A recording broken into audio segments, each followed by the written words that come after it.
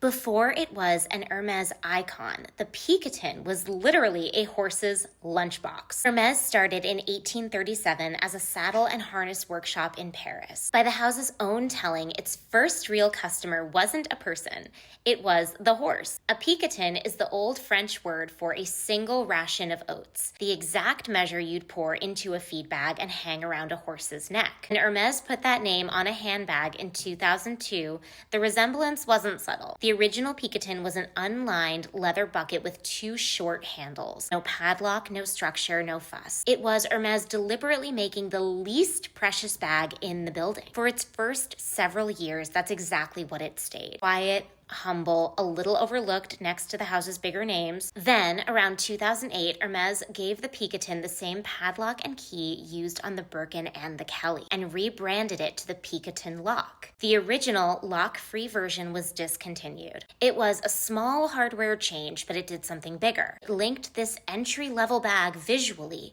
to Hermes's most untouchable ones. For most of its life, that's basically all the Picotin was.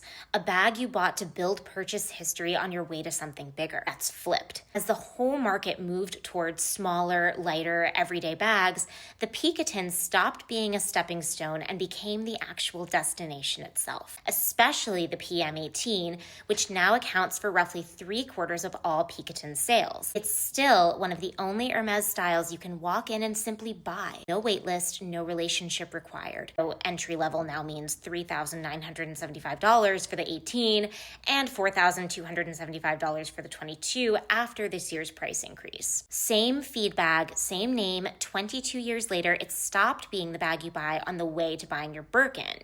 For a lot of people, it's just the bag. Know the whole story before you buy the next one. That's what we're here for.